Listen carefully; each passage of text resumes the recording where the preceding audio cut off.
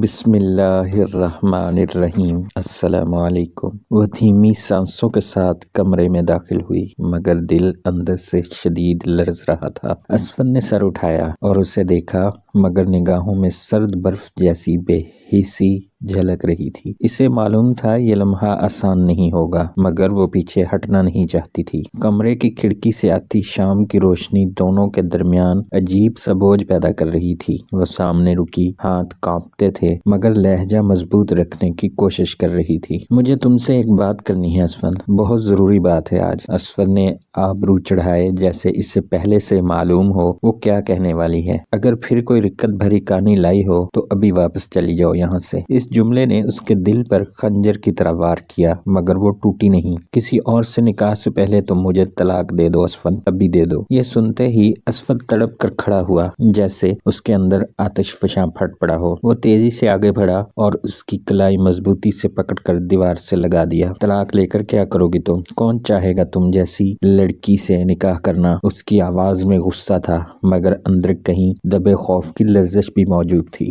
وہ آنسو ضبط کرتی رہی، مگر اس کی خاموشی بھی چیخ بن کر رہی تھی۔ میں بھی شادی کروں گی کسی ایسے انسان سے جو مجھے دل سے قبول کرے۔ اسفند کی آنکھوں میں آگ بھڑکی، جیسے اس نے اسفند کے وجود کو چیلنج کر دیا ہو۔ تم میری ہو زارا، کسی اور کی ہونے کا سوچنا بھی گناہ سمجھو ابھی۔ زارا کے صبر کا بندھن ٹوٹنے لگا، دل میں برسوں کی تکلیفیں ابھرنے لگیں۔ تم نے ہی تو مجھے چھوڑ دیا ہے اسفند، بس نام کا رشتہ باقی رکھا۔ اس نے پیچھے ہٹ کر لمبی سانس لی، مگر اس کی آنکھوں میں لہریں تیز ہو گئیں۔ تم جانتی ہو میں دوسری شادی کیوں کر رہا ہوں؟ لوگ اولاد مانگتے ہیں مجھ سے۔ زارا نے پہلی بار اس کی آنکھوں میں دیکھ کر کہا، میں بھی اولاد چاہتی تھی اسفند، مگر میں تنہا چاہتی تھی، ڈر اور حقارت کے سائے میں نہیں چاہتی تھی کبھی بھی۔ اسفند کے چہرے پر سختی مزید گہری ہو گئی، جیسے وہ نرم ہونا نہیں چاہتا تھا۔ تم کمزور تھی ہمیشہ، تم میرے ساتھ خاندان آگے نہیں بڑھا سکتی تھی کبھی بھی۔ زارا کی سانس اٹک گئی، جیسے ہر لفظ اس کی ریڑھ کی ہڈی میں تیر بن کر لگا۔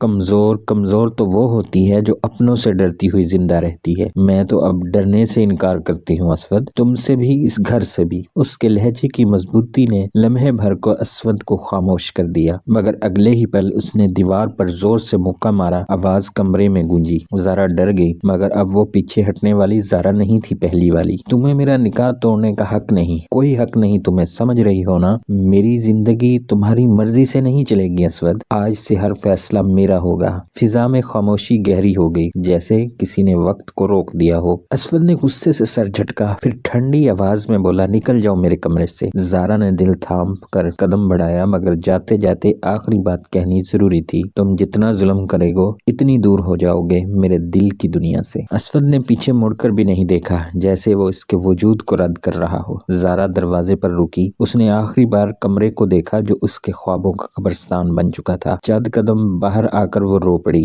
مگر آنسو خاموش تھے، کسی کو سنائی نہیں دیتے تھے۔ گھر کے بڑے کمرے میں نکاح کی تیاریاں تھیں، نئے کپڑے، مٹھائیاں، چراغاں بھی تھا، مگر اس گھر میں کہیں بھی زارا کی تکلیف کا وزن نہیں تھا، کسی کو پرواہ نہ تھی۔ رات بھر وہ اپنے کمرے میں بیٹھی سوچتی رہی، آنکھوں سے نیند روٹ گئی، دل میں درد تھا، مگر فیصلہ مضبوط ہو چکا تھا، اب پیچھے ہٹنا ممکن نہیں تھا۔ اسفند پورے گھر میں مصروف رہا، اسے بالکل احساس نہیں تھا زارا کی حالت کا۔ زارا آہستہ آہستہ بیمار ہونے لگی، شاید درد نے جسم میں جگہ بنا لی تھی، مگر وہ کسی کو نہیں بتا سکتی تھی، کیونکہ اس گھر میں اس کی آواز بے معنی تھی۔ صبح کا سورج نکاح کے شور کے ساتھ طلوع ہوا، مگر زارا کی دنیا خاموش ہو گئی۔ اسفند تیار ہونے میں مصروف تھا، بالوں میں جل لگا رہا تھا، چہرے پر غرور چلک رہا تھا۔ کسی نے دروازہ کھٹکھٹایا، بیٹا دلہا تیار ہے، اسفند نے مسکرا کر جواب دیا، مگر اس لمحے اسے معلوم نہیں تھا کہ گھر کے ایک کمرے میں سانس اٹک رہی تھی۔ زارا بستر کے کنارے بیٹھی تھی، ہاتھ پیٹ پر تھا، درد مسلسل بڑھتا جا رہا تھا۔ اس کے ہونٹ خشک تھے، مگر آنکھوں میں عجیب چمک تھی، جیسے کوئی فیصلہ پورا ہو چکا۔ وہ آہستہ سے اٹھنا چاہتی تھی، مگر جسم اس کا ساتھ نہیں دے رہا تھا۔ اچانک اسے چکر آیا اور وہ فرش پر گر پڑی، سانس پھولنے لگی بری طرح۔ گھر والے شور سن کر بھاگے، مگر کسی کو حقیقت کا اندازہ نہیں تھا ابھی تک۔ اسفند بھی آواز سن کر نکلا، مگر چہرے پر جھنجھلاہٹ تھی، فکر کا سایہ نہیں تھا۔ جب اس نے زارا کو فرش پر تڑپتے دیکھا تو پہلی بار دل کو جھٹکا لگا۔ یہ کیا ہو رہا ہے۔ زہرا تم ٹھیک ہو؟ جواب دو، کچھ تو کہو۔ زہرا کی سانسیں بھاری تھیں مگر اس نے اسفند کی طرف دیکھ کر بمشکل کہا، میں ٹھیک نہیں ہوں اسفند، اور تم کبھی نہیں سمجھے کہ میں کتنی ٹوٹ گئی ہوں۔ گھر میں گھبراہٹ پھیل گئی، سب اسے اٹھا کر گاڑی میں ڈال کر ہسپتال لے جانے لگے۔ اسفند بھی ساتھ بھاگا مگر دل کی دھڑکن اب بے قابو ہو چکی تھی۔ اس سے پہلی بار ڈر محسوس ہو رہا تھا، ایسا ڈر جو کبھی نہ چھوڑے انسان کو۔ اسپتال کے دروازے تیزی سے بند ہوئے تو اسفند کے قدم بے قابو ہوتے لرز گئے۔ وہ وارڈ کے باہر کھڑا سانسیں سنبھالنے کی کوشش کرتا رہا مگر دل نہیں سنبھل رہا تھا۔ زندگی میں پہلی بار اسے محسوس ہوا کہ زہرا اس کے لیے کتنی ضروری ہے۔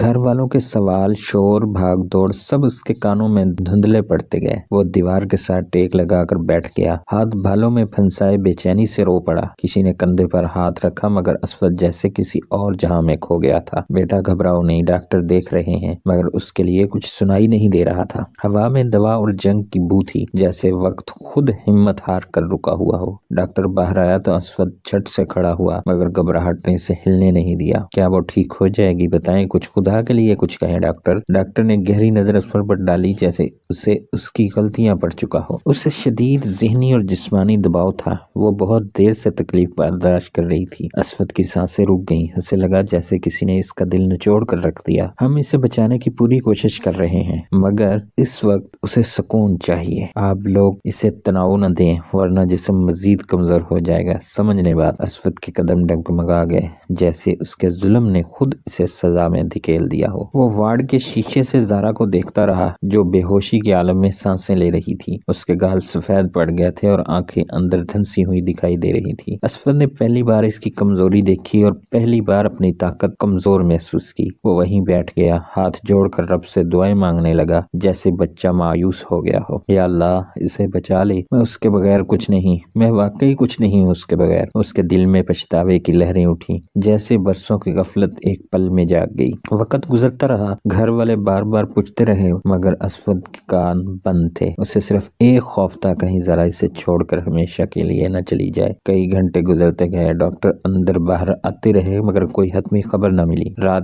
گہری ہونے لگی، اسپتال کی خاموشی تلوار کی طرح دل کو کاٹ رہی تھی۔ ایک نرس باہر نکلی اور بولی وہ ہوش میں آ رہی ہے مگر بہت کمزور ہے۔ اسفند نے بے چینی سے دروازے کی طرف دیکھا، دل مزید زور سے دھڑکنے لگا۔ جب اندر جانے کی اجازت ملی تو اس کے قدم جیسے زمین سے چپک گیا۔ ہمت جمع کر کے وہ آہستہ سے اندر داخل ہوا۔ میں سرد خاموشی میں پھیلی ہوئی تھی، ہوا میں سرد خاموشی پھیلی ہوئی تھی۔ زہرا بستر پر لیٹی تھی، آنکھیں آدھی کھلی ہوئی تھی لیکن سانسیں بہت ہلکی تھی۔ اسفند اس کے پاس بیٹھ گیا مگر بولنے کی ہمت اس کے اندر سے غائب تھی۔ زہرا نے آنکھیں ذرا سی کھولی اور اسے دیکھا جیسے کسی دور کی دنیا میں ہو۔ اسفند اس کی کمزور آواز میں پکارا جیسے لفظ بھی اس پر بھاری پڑ رہے ہو۔ اسفند کی آنکھیں بھر آئیں مگر اس نے اپنے جذبات چھپانے کی کوشش کی۔ میں یہاں ہوں زہرا، میں کہیں نہیں جا رہا، میں نہیں چھوڑوں گا تمہیں کبھی بھی۔ زہرا نے آہستہ سے سر ہلایا مگر لگوں پر ادھورا سا درد بھرا سایہ تیر گیا۔ تم نکاح پر جا رہے تھے نا؟ میں روکنے کی جگہ گر پڑی بس۔ اسفند کی سانس رک گئی جیسے اس نے اس کے الفاظ سے اپنا دل چھلنی ہوتے محسوس کیا۔ میں نہیں جا رہا، میں کبھی نہیں جاؤں گا، تم سے بڑھ کر کچھ نہیں۔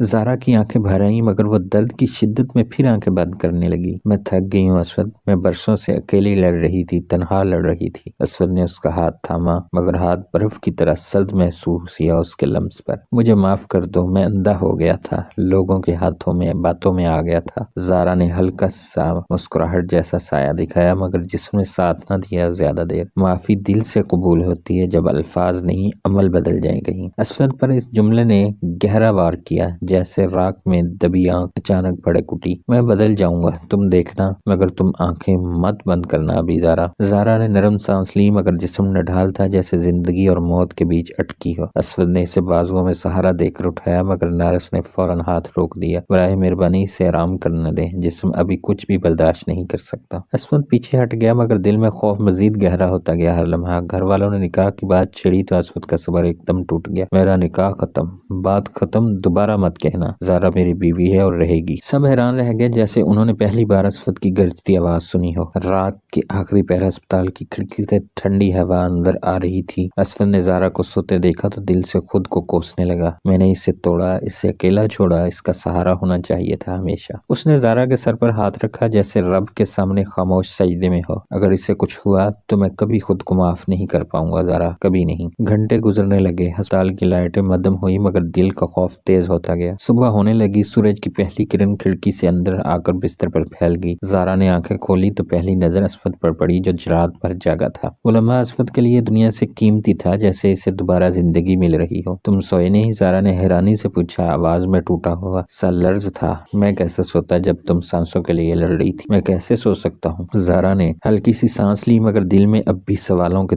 زخم تازہ تھے۔ یہ سب سچ ہے اسفد یا صرف خوف نے تمہیں بدلا ہے؟ اسفد نے اس کا ہاتھ دونوں ہاتھوں سے تھاما جیسے زندگی کی ڈوری پکڑ رہا۔ میں بدلا نہیں، جاگ گیا ہوں زارا، تم نے مجھے آئینہ دکھا دیا آخر۔ زارا نے نظریں چلا لیں جیسے دل کو یقین دلانے میں ابھی وقت چاہیے ہو۔ میں نے تم سے محبت کی تھی اسفد، مگر تم نے مجھے ہمیشہ کمزور سمجھا۔ اسفد نے آہ بھری جیسے برسوں کا تکبر بوجھ کندھوں سے اتر رہا ہو۔ کمزور تم نہیں تھی، کمزور تو میں تھا جو دوسرے کی باتوں پر چلتا رہا۔ زارا نے پہلی بار اس کا اعتراف پر خاموشی اختیار کر لی، مگر دل میں ہلچل رہی تھی۔ فضا میں ہلکی خوشبو پھیلی تھی، مگر اس کے اندر اب بھی خوف باقی تھا۔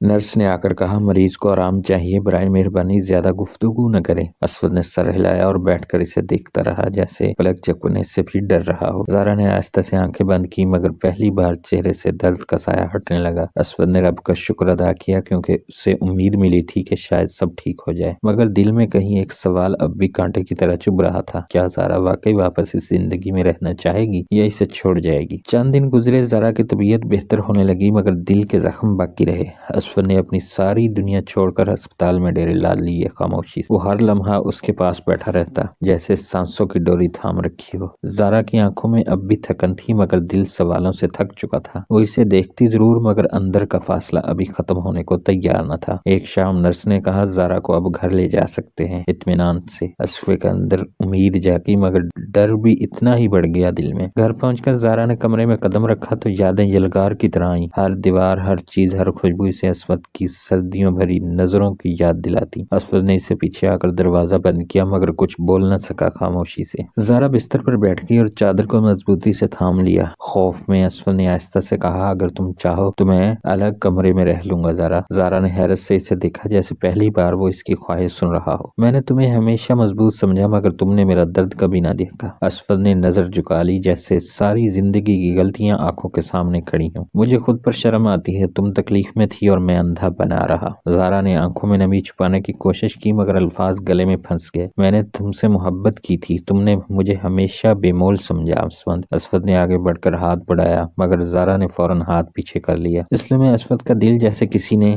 غرض سے چیر دیا ہو۔ تکلیف سے تم چاہو تو مجھے چھوڑ دو، میں تم پر کوئی بوجھ نہیں ڈالوں گا۔ زارا نے حیرت سے اسے دیکھا کیونکہ یہ وہی شخص تھا جو کبھی جھکتا نہ تھا۔ چھوڑنا مسئلہ نہیں، زخم ہے جو آسانی سے نہیں بھرتے کبھی بھی۔ اسفد نے گہری سانس لی اور آنکھوں میں نمی بھرائی بے اختیار۔ میں تمہارے زخم بھرنے کے لیے زندہ رہوں گا، چاہوں تو سالوں لگ جائیں۔ زارا نے چہرہ موڑ لیا، مگر دل میں ہلکی سی روشنی محسوس ہونے لگی۔ دل گزرتے گئے، اسفد نے ہر روز زارا کو نئی طرح سے ثابت کرنا شروع کیا۔ اس کے لیے کھانا بناتا، دوائیں لاتا، قدم قدم پر ساتھ دیتا رہا۔ زارا حیران تھی کہ یہ وہی شخص ہے جس نے کبھی اس کی پرواہ نہ کی تھی۔ اسفد کی تبدیلی آہستہ آہستہ زارا کے دل کی دیواروں میں دراڑ ڈالنے لگی۔ ایک رات بارش ہو رہی تھی، کھڑکی پر بوندیں ٹکراتی آواز بھر رہی تھی۔ زارا کمرے میں بیٹھی تھی، چائے کا کپ ہاتھ میں، مگر ذہن کہیں اور تھا۔ اسفد دروازے پر کھڑا اسے دیکھ رہا تھا جیسے کوئی دعا پوری ہوتے دیکھ رہا ہو۔ بارش پسند ہے تمہیں؟ بچپن سے یاد ہے نا زارا؟ وہ ہلکا سا مسکرایا۔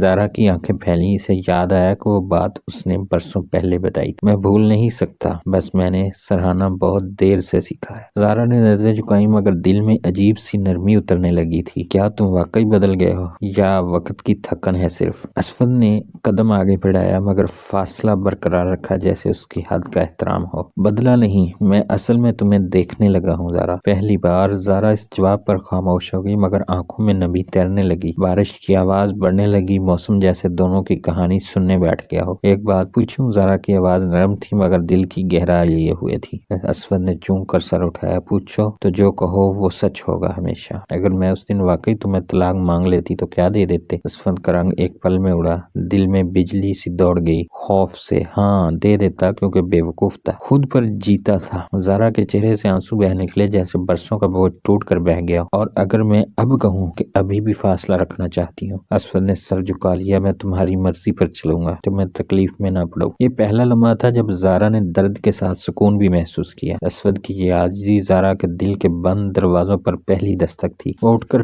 کھڑکی تک گئی اور بارش کو دیر تک دیکھتی رہی خاموشی سے۔ اسود پیچھے کھڑا رہا مگر باز آنے کی جرت نہیں کی اس نے۔ کافی دیر بعد زائرہ نے آہستہ کہا تم اندر آ سکتے ہو، خوف مت کرو۔ اسود کے قدم آہستہ آہستہ آگے بڑھے جیسے وہ کسی مقدس جگہ میں آ رہا ہو۔ زائرہ نے پہلی بار اسود کی طرف دیکھا، بغیر غصے بغیر بیزاری کے محسوس کیے۔ میں ٹھیک ہونا چاہتی ہوں مگر اس بار اکیلی نہیں ٹھیک ہو سکتی۔ اسود کی سانس جیسے لوٹ آئی، اس نے آہستہ سے سر ہلا کر حامی بھری۔ تمہارے ساتھ چلنے کو تیار ہوں، چاہے رفتار کتنی ہی سست کیوں نہ ہو۔ زائرہ کے دل میں ایک پرانا زخم نرم ہونے لگا اور امید کا نیا پھول کھلنے لگا۔ اگلے دنوں میں دونوں کے درمیان چھوٹی چھوٹی باتوں سے قربت بڑھنے لگی۔ زائرہ کبھی کبھار ہلکی سی مسکراہٹ دیتی اور اسود دل میں شکر ادا کرتا۔ ایک دن صبح کے وقت اسود نے زائرہ کو باغ میں چلنے کی دعوت دی۔ زائرہ نے لمحہ بھر سوچا مگر پھر نرم دل سے ہاں کر دی۔ دھوپ ہلکی تھی، زمین پر سبز نمی تھی، پرندے خاموشی میں گیت گا رہے تھے۔ زائرہ کے قدم آہستہ تھے مگر اسود اس کے ساتھ قدم ملا کر چل رہا تھا۔ ایک جگہ پہنچ کر زائرہ رک گئی اور دور آسمان کو دیکھنے لگی خاموشی سے۔ جانتے ہو میں نے کبھی سوچا تھا کہ ہم یہاں تک نہیں پہنچیں گے۔ اسود نے اس کے لہجے کی لذت محسوس کی مگر خاموش رہنا بہتر سمجھا۔ میں تم سے دور جانا چاہتی تھی، سب ختم کر دینا چاہتی تھی اسود۔ سن کر اسود کا دل کانپ اٹھا مگر اس نے کوئی اعتراض نہ کیا۔ زائرہ نے آہستہ سے کہا لیکن شاید اللہ نے ہمیں ایک موقع مزید دیا ہے۔ اسود کی آنکھوں میں آنسو آ گئے مگر اس نے خاموشی سے مسکرا دیا۔ میں تمہارے ہر موقع کی عبادت سمجھ کر نبھاؤں گا، تم بس چاہو۔ زائرہ نے اس کی طرف دیکھا جیسے دل کے دروازے آخر کھلنے لگے ہوں۔ آخر میں کہوں کہ میں دوبارہ جینا چاہتی ہوں تمہارے ساتھ۔ آہستہ آہستہ اسود نے آگے بڑھ کر دونوں ہاتھوں سے اس کا ہاتھ تھام لیا مگر اس بار زائرہ ہاتھ نہیں کھینچا بلکہ سکون سے اس کی طرف دیکھا۔ ہاں آہستہ آہستہ مگر ہمیشہ کے لیے زائرہ، ہمیشہ کے لیے تمہارے ساتھ۔ بارش کی بوندیں دوبارہ برسنے لگیں جیسے آسمان بھی اس ملن میں مسکرا رہا۔ زائرہ نے پہلی بار برسوں بعد خود کو محسوس کیا، جیسے زخم بھرنے لگے۔ اسود نے اسے قریب کیا مگر نرمی سے، جیسے کسی ٹوٹے دل کو تھام رہا۔ میرا وعدہ ہے اب کوئی خوف تمہیں چھونے نہیں دوں گا زائرہ۔ زائرہ نے سر جھکا کر کہا میں بھی دعا کرتی ہوں تمہیں دوبارہ نہیں چھوڑوں گی۔ یوں برسوں کے فاصلے ختم ہوئے، زخم بھرے دل جڑے، محبت دوبارہ جنم لے گئی۔ زندگی نے بہت آزمائے تھے مگر آخرکار دونوں نے ایک دوسرے کو چن لیا اور اس بار محبت مضبوط تھی، پختہ تھی، صبر اور سچائی سے بنی ہوئی تھی۔ آسمان پر بادل چھٹنے لگے، روشنی پھیل گئی جیسے زندگی نئے سفر پر روانہ ہو۔ اسود نے زائرہ کا ہاتھ تھاما اور کہا اب ہمارا سفر شروع ہو رہا ہے زائرہ۔ زائرہ نے مسکرا کر جواب دیا ہاں، اس بار ہمارا دونوں کے ساتھ ہمیشہ رہے گا۔